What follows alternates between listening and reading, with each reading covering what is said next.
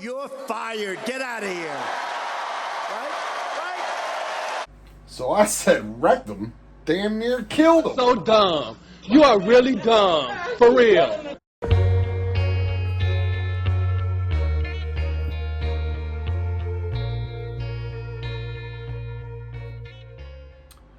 Let's talk about the safety committee a little bit. I didn't really want to put them on blast because there are a few of them on here, and I think we have a really good safety committee right now.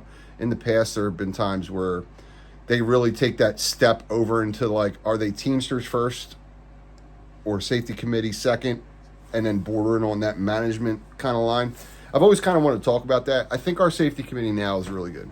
I think we have a good safety committee. I know a lot of guys can kind of browbeat back because it seems like they're doing management's work. And I really do wish that the safety committee focused more on stuff around the building. Like, let's case in point, a few weeks ago we left and, you know, guys, there was a snowstorm and there was literally like a foot or two of snow on top of everybody's truck. And it would have been nice. And you know, they had to get out the thing that you have to drive through and it clears the snow off the top of the truck. And it would have been nice to see, like, you know, the safety committee focus on something like that. Not that I'm trying to, you know, pick apart what you guys do, because Daddy, chill. I don't want to catch any heat.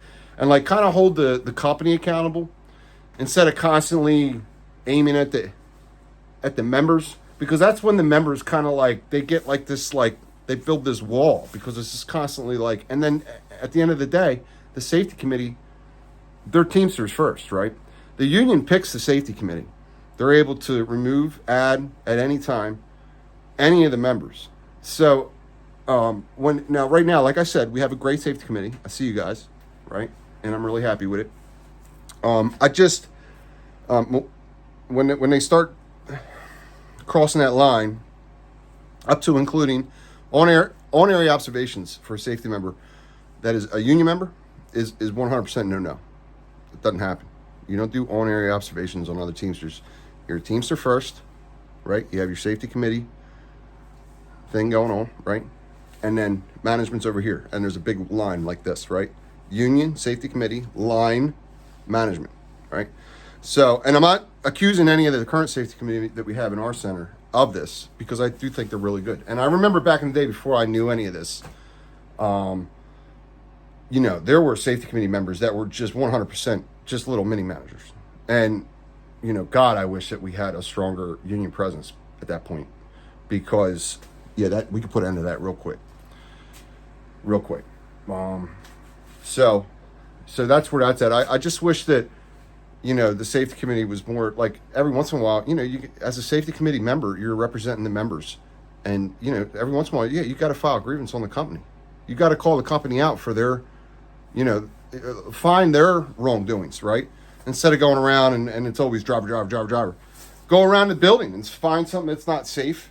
Like I said, with the guys leaving with the snow on the top of the truck, this should have been addressed. Should have been a team of safety committee guys not letting any of the drivers leave with 2 feet of snow on the top of their truck, going out on the road because they want to get done early, right? This is a snow event. You know, they should that should have been priority number one that day, in my opinion. You know, stuff like that. You know, guys going around, questions about over 70s. I don't know. Just stuff like that. Like, I don't have that mindset. Like, I never was. I remember our business agent asked me one day before I became a shop steward if I wanted to be a safety committee member. Remember, he never wanted me to be a shop steward. You know, that was kind of a hostile takeover a little bit. We had to petition for that. And, you know, I have all the respect in the world for the shop stewards for the place that we took of the older shop stewards. You know, I don't have any ill will, and they don't for me, and we're all members at the end of the day. I guess he just felt like I needed like an outlet for something, but the safety committee was just not my thing, because it's a different mindset, you know, and it's not good or bad, but the drivers catch enough heat. The members, drivers, the preloaders, the Twilight members, they catch enough heat all day, every day, just constantly, just wave after wave of bullshit coming at them, and I didn't need to add to that. So that's, you know, and not to get off track, but yeah, that's why I did the petition, and the members decided, and I really feel like I'm at home right now. I like putting the member the money from the company's pockets into the members' pockets, and the rights from the companies into the members. I like the side in that. It's kind of, my thing. And I really appreciate you guys giving me the opportunity to do so. And I really feel like every 3 years there should be a shop steward election. And I've pushed that, forever with our local and our business agents, but they don't see it that way. I think they kind of like, and I like our local, I like them, I feel like I was walking out the other day and there was a little bit of an argument I heard over a business agent and a feeder driver, and he was going off on him. And, I didn't want anything to escalate, but it was heated. And a lot of things the driver was saying was right, because he's up in feeders and he doesn't see anything at Conroe. And I feel the same way in package. I don't, I think there should be more of involvement. I think there should be more engagement, more transparency. Hence why I have this little Facebook page, even for my little shop steward role as in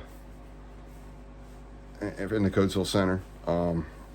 I think the website, I think social media should be used. I think there should be, the other day at the last meeting, they said they were putting a $5,000 wrap on the van. I haven't seen that van at our building in 20 some years, more than 2 times. And one of the times was this recent, during the contract, they had a little rally, right? And I didn't think a rally was coming.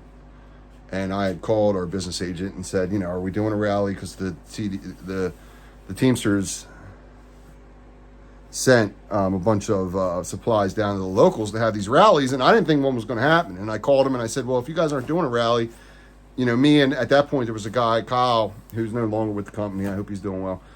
We were going to hold a rally, and then I told our business agent about it, and I said, I'll come get the supplies and we'll do it. We'll set up tables, and then a week later there was this rally. But that was the one time that I saw the van there, and I think maybe once before, 15 years ago.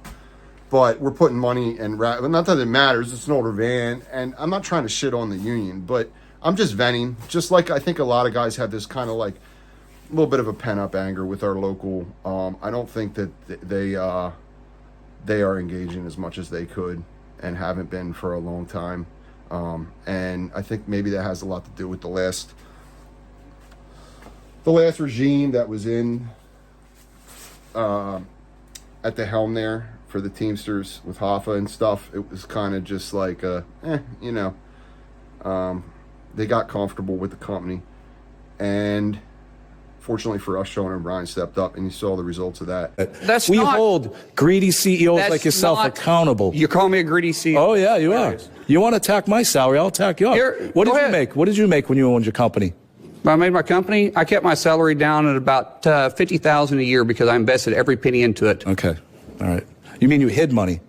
No, I didn't hide. Oh, hold on a second. Okay, Coach. He said that's out of line. You said I was out. We're even. We're not even. We're not even close to being even. Yeah, you made $50,000. You hid money. And I think that trickles down into all the locals eventually. And we're only a few years out of this new regime with Sean O'Brien at the helm with a real aggressive kind of, and I really feel like our local could step up a little bit, and this isn't nothing, me saying this on video and whatever, it's nothing that I haven't said to him to his face. So I'm not just talking, me and our business agent have had a falling out quite a few times, especially during the times that I ran for shop steward, because I had to petition for it because he basically appointed somebody, which, all due respect to our members, we're all one anyway. And I know, if you guys see this, but it's really about what the members want. And that should be constantly reminded to the people in charge of the union, including the local, the head of the local, all the way down to the shop stewards. There shouldn't just be guys that just sit on this position for 20 years, like some jaded cop waiting for a pension. It's just, they should be constantly reminded who they work for, who they represent. And with that is the way you do that is with elections. So I, even as me coming in, petitioning for this shop steward position, having Ken come along with me, which is great.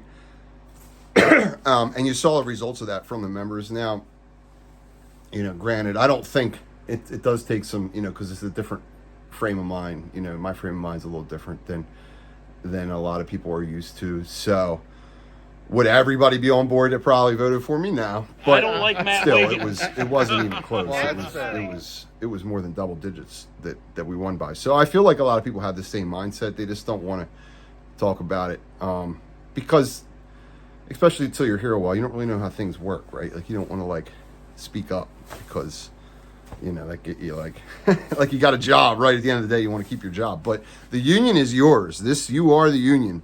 Me as a shop steward, I am a representation of you when I go into the office. So any feelings or stuff that you have, I'm there to guide you, keep the contract, them from violating the contract.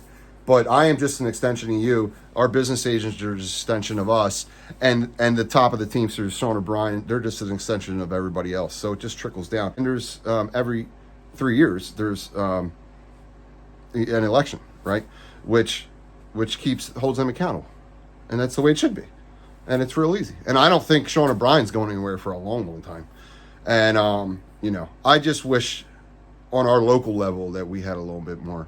And I'm not spilling the tea because I've said that at meetings. And we're still buddies. I'm still buddies with my business agent.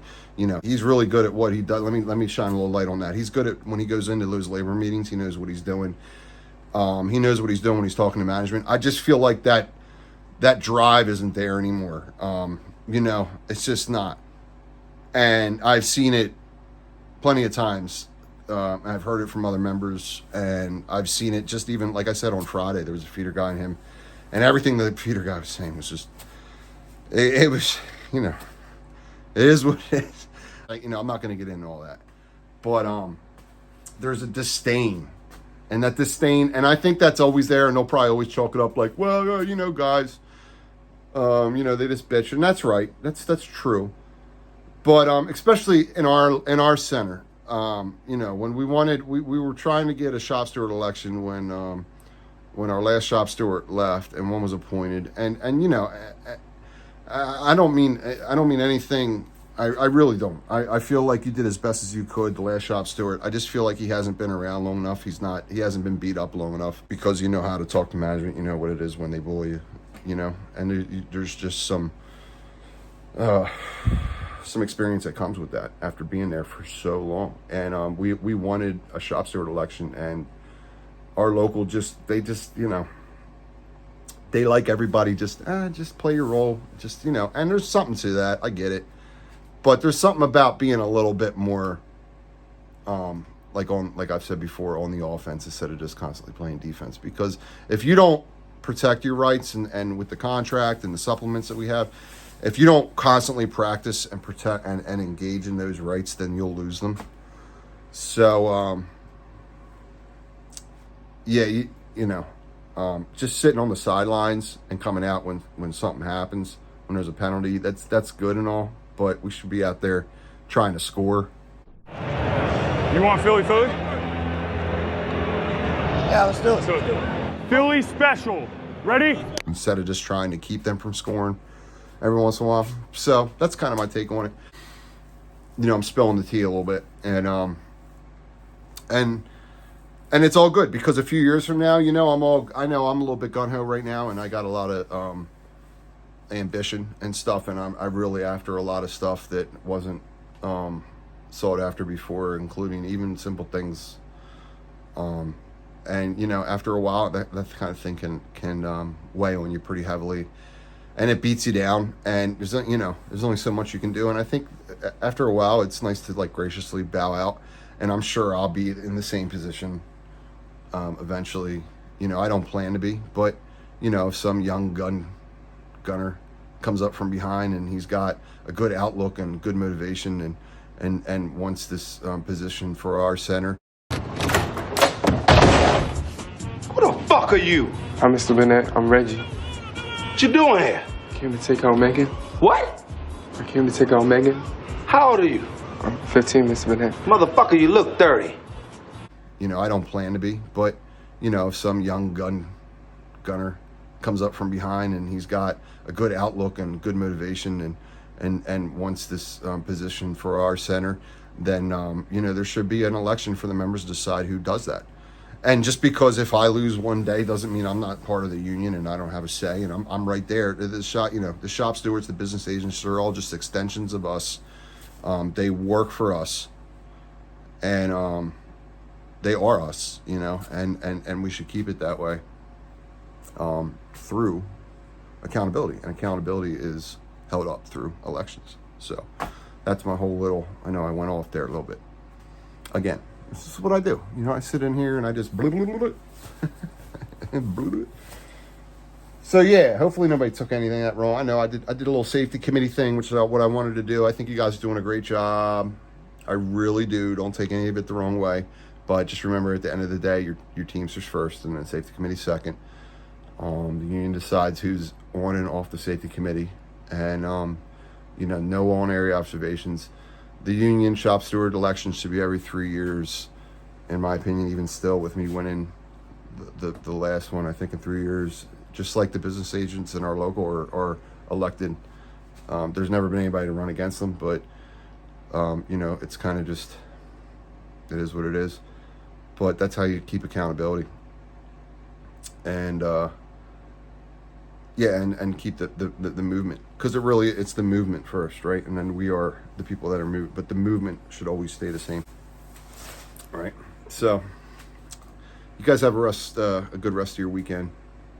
Thanks for, if you stuck around this long. I know it got a little spicy. Good time. You ever made love to a man? No.